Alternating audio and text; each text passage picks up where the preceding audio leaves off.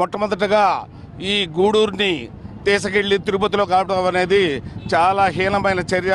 ఎందుకంటే గూడూరు అన్ని విధాల సకల సౌకర్యాలు అన్నీ ఉన్నాయి గూడూరుకి.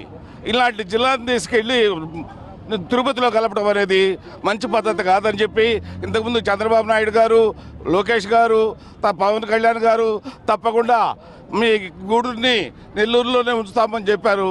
కానీ ఈరోజు దానికి వ్యతిరేకంగా భిన్నంగా జరుగుతూ ఉంది. కాబట్టి ప్రజలంతా కూడా గూడూరులో ఉన్నటువంటి ప్రజలందరూ కూడా ముక్తకంఠంగా గూడూరుని జిల్లాన్నా చేయండి, లేదా నెల్లూరు జిల్లాలో కలపండి. అంతేగాని ఎన్నో 150 కిలోమీటర్లు తిరుగుతుంటే ఒక పేదవాడు వెళ్ళి అక్కడ పని చేసుకోవాలంటే అక్కడ పని కూలిపోతుంది.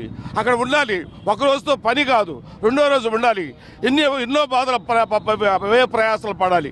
కాబట్టి తప్పకుండా ఈ గూడూరుని జిల్లానా చేయండి, లేకుంటే నెల్లూరులో కలపాల్సిందిగా ప్రజల యొక్క ఆకాంక్ష అని చెప్పేసి కూడా మనం చేస్తూ ఉన్నాం.